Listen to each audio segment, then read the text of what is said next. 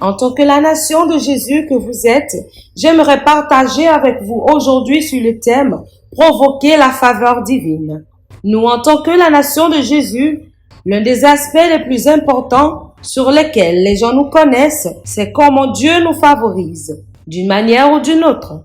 Et j'aimerais porter ceci à votre connaissance, que c'est très important de comprendre comment Dieu opère. Je me rappelle, il y a très longtemps, lorsque le Seigneur m'a appelé pour prêcher sa parole, il y avait plus que réveil, et dans ce réveil, il y avait un jeune homme qui est venu me voir et m'a dit d'arrêter de prêcher. J'ai dit, pourquoi devrais-je arrêter de prêcher? Il dit, tu sais quoi? Parce que les gens disent que ces choses ne sont pas vraies. Laissez-moi vous dire ceci. Il y a des gens qui ont essayé de faire ce que nous faisons. Et après avoir essayé, ils ont vu que cela ne fonctionnait pas et ils se sont arrêtés. Cela allait tellement simple. Lorsque vous voyez qu'on tient le micro et faire le ministère comme nous le faisons, cela allait très simple. Mais les gens l'ont essayé. Les gens ont essayé ce que vous faites. Ils se disent, je pense que cette chose, cela ne fonctionne pas. Je pense que Dieu ne m'a pas appelé. Et laissez-moi vous dire ceci. La différence qui est là, entre nous et les personnes normales, ce n'est pas combien nous avons dans notre compte. C'est la valeur que nous avons dans le règne de l'esprit. Et cette valeur est mesurée par de différentes choses. S'il vous plaît, allons dans le livre de Romains chapitre 12. À partir du verset 4, il y a un élément là-bas. La Bible dit qu'à comme nous avons plusieurs membres dans un seul corps et que tous les membres n'ont pas la même fonction, il dit que tout un chacun de nous sommes différents, c'est vrai. Nous avons des membres différents dans un seul corps et chaque membre a sa propre fonction. Alors là où vous êtes, votre fonction est différente de celle de votre voisin. Cela veut dire que vous avez de différentes responsabilités, complètement. Qu'est-ce qui vous donne cette confidence? C'est lorsque nous commençons à comprendre qu'il y a certaines choses que Dieu nous a données en tant que fait commun, des attributs pour nous aider, pour sauver. Ce qui faisait de David, ce n'était pas parce qu'il était un grand combattant. Il y avait la faveur sur lui, à un niveau auquel David a reçu un travail à la présidence sans même soumettre son CV. La faveur a commencé à parler pour lui, à un niveau où même le roi dans le palais, il avait un petit problème, qui n'avait même pas requis une opportunité de travail. Mais ce problème, la Bible dit que les gens ont commencé à aller vers le roi et a dit au roi, ne penses-tu pas que nous devons embaucher quelqu'un qui doit venir jouer de l'instrument pour toi? Et le roi dit, mais c'est qui pourrait être cette personne? Et quelqu'un d'autre également est venu et a dit, mais oui, nous pouvons embaucher quelqu'un. Nous avons entendu qu'il y a quelqu'un, le fils de Isaïe. Son nom est appelé David. Et la Bible l'avait décrit comme quelqu'un qui était un grand combattant, un grand guerrier. Il est un puissant guerrier. Mais la carrière de cette personne n'était pas cela. Cette personne était un berger. Il prenait soin du troupeau. Mais lorsque la faveur a commencé par parler pour lui, vous serez surpris parce que, en fait, maintenant, vous ne pensez même pas que des gens peuvent parler pour vous. Les gens commenceront à parler pour vous, en votre faveur. Que quelqu'un dise, la faveur n'est pas juste. Je vous dis la vérité. Ce n'est pas juste. La faveur peut laisser quelqu'un qui est qualifié et prendre quelqu'un qui n'est pas qualifié. Lorsque la faveur vient, il n'y a pas d'équité. J'ai dit quoi? Lorsque la faveur vient, il n'y a pas d'équité. Vous êtes celui qui reçoit le profit, l'avantageux. Combien de personnes aimeraient recevoir la faveur ce soir? J'aimerais entendre toute personne qui dit « j'ai besoin de faveur ». Et quelqu'un qui dit « maintenant même, la faveur doit localiser mes enfants, mes parents, mon mari, ma maison. La faveur doit me localiser maintenant même, tout de suite ». Alors d'accord, nous voyons c'était un moment comme ça, vous êtes assis et un message sera partagé de la manière dont j'enseigne maintenant et vous rentrez chez vous et vous oubliez même le message. Et voilà ce que Jésus-Christ a dit. À quoi pourrais-je comparer les gens de cette génération? Parce qu'ils entendent mais ils ne peuvent pas percevoir. Vous qui êtes assis ici, vous entendez très bien. Mais le secret vient lorsque vous entendez ou écoutez ce que le prophète dit et que vous amenez cela à la perception.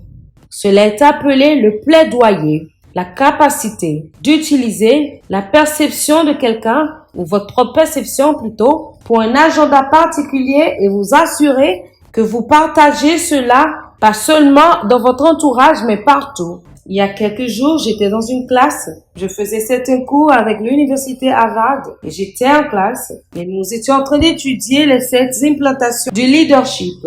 Et de manière choquante, la première implantation est appelée la foi. Et cela a à voir avec le leadership et rien avec la Bible. Vous voyez, et même dans l'administration des affaires. Et les principes du leadership dans l'administration des affaires, vous voyez, de manière choquante, même dans le monde des affaires, vous traitez avec la foi. On vous dit que sans la foi, vous ne pouvez pas atteindre le résultat que vous voulez. On dit que les grands leaders doivent avoir la foi. Et j'étais assis là-bas et je riais. Et parmi les 7 implantations, la foi est la première. La foi. Alors vous pouvez être assis comme ceci et vous m'entendez prêcher. Et j'enseigne et je prêche un message et vous écoutez cela. Ce n'est pas assez.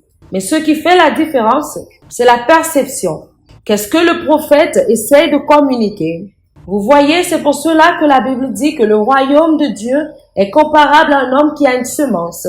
Et lorsqu'il jette ses semences, certaines de ces semences sont tombées à terre. Il dit que ça, c'est les personnes qui ont reçu le message avec la joie. Mais les choses de ce monde sont venues et ont arraché cela. Il ne s'agit pas d'être réjouissant. Ils ont accueilli le message avec un cœur réjouissant. Et pendant que je parle en ce moment, vous écoutez avec beaucoup de joie que oui, je reçois cela, mais cela n'a pas de racine. Il n'y a pas de perception. Vous ne percevez pas ce que Dieu est en train de vous dire dans cette saison, ce que le prophète est en train de dire à la nation de Jésus. Il dit que Dieu suscite et élève des gens. Ce n'est pas assez d'entendre et être excité ou content à propos de cela. C'est assez bon d'avoir la perception. La Bible dit que nous avons différents membres, mais un seul corps. Alors, lorsque vous vous rendez dans le verset 5 de ce Romains chapitre 12, il y a une chose vraiment intéressante là-bas, le verset 5. Il dit, ainsi, nous qui sommes plusieurs, nous formons un seul corps, Christ, et nous sommes tous membres les uns des autres. Alors, verset 6, maintenant, il dit quoi? Puisque nous avons des dons différents, selon la grâce. Alors, ce qui est différent ici, c'est la grâce. La Bible dit que nous avons des dons différents, selon la grâce. Il dit selon la grâce. Alors, nous avons différentes grâces. Votre grâce n'est pas la mienne. Ma grâce n'est pas la vôtre. C'est pour cela qu'il est très important de reconnaître comment la grâce fonctionne. C'est pour cela qu'il y a des gens, jusqu'à aujourd'hui, ne peuvent pas sortir de n'importe quelle situation parce qu'ils n'ont pas perçu la grâce. Parce qu'ils n'ont pas perçu la grâce qui est sur les autres. Il dit que nous avons des dons différents, selon la grâce qui nous a été accordée. Il dit que celui qui a le don de prophétie, qu'il l'exerce selon l'analogie. Il dit selon quoi? Il dit que nous avons différents dons, selon la grâce qui nous a été accordée. Votre don, c'est la prophétie. Maintenant, prophétisez selon votre foi. Que quelqu'un dise la faveur. Qu'est-ce que j'essaie de dire ici? Je vous montrerai quelque chose. Comment je prophétise? Vous voyez, les gens pensent que lorsque je prophétise et je dis à quelqu'un, ton nom c'est ceci et cela, ça ce n'est pas la prophétie. Ça c'est une parole de connaissance. C'est en ce moment que les gens sont confus.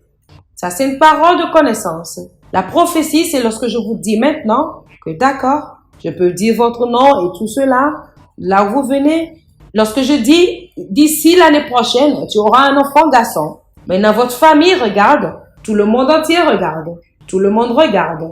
Et comment ou la manière dont je dis cette déclaration, c'est ça maintenant la prophétie. Je dois faire cette déclaration selon l'analogie de ma foi. Parce que la prophétie, c'est parler, c'est amener les choses à l'existence. Parler, les amener à l'existence. Écoutez-moi, si vous rencontrez quelqu'un dans la rue et vous dites, toi, viens ici. Et vous lui dites, aujourd'hui, tu achèteras une voiture. Si cette personne n'achète pas une voiture, cela ne veut pas dire que Dieu ne vous a pas parlé. Mais cela veut dire que vous avez parlé, mais pas selon un certain niveau de foi. Et il y a certaines personnes, ils viennent, ils me disent, mais papa, j'ai besoin de l'onction, je veux prophétiser. Et je leur dis que tu n'as pas besoin de l'onction avant de prophétiser. Non. Maintenant, je leur dis, apprends premièrement la foi. Parce que si Dieu te montre quelque chose, si Dieu te dit quelque chose, c'est à toi de parler cette chose. C'est à toi de dire cette chose. Tu auras donc besoin d'un certain niveau de foi. Ce n'est pas assez de connaître quelque chose ou de voir quelque chose. Vous voyez, ce qui fait d'Élie un prophète, ce n'est pas parce qu'il avait une vision et qu'il a prophétisé. Il dit, si je suis prophète, il n'y a pas d'écriture ou de verset qui a dit qu'un ange est venu et a dit à Élie d'appeler le feu. Non. Il dit, si moi je suis. Certains soldats sont venus, ils ont dit, homme de Dieu. Il dit, si je suis un homme de Dieu. Alors il s'agit de la foi. Vous pouvez appeler quelque chose maintenant même à l'existence, dans votre maison. Et pendant que je vous parle maintenant même, les gens pensent dans le ministère prophétique jusqu'à aujourd'hui, ils viennent, ils me disent qu'eux, ils ne prophétisent pas. Je leur demande, mais de quoi parles-tu? Toute personne dans ce ministère doit savoir que vous êtes un prophète ou une prophétesse. Vous avez la puissance créative dans votre bouche. Vous pouvez parler et les choses viendront à l'existence. Les choses qui ne sont pas là, vous pouvez les inviter par votre parole, juste en parlant. Vous voyez, mais selon le niveau de votre foi,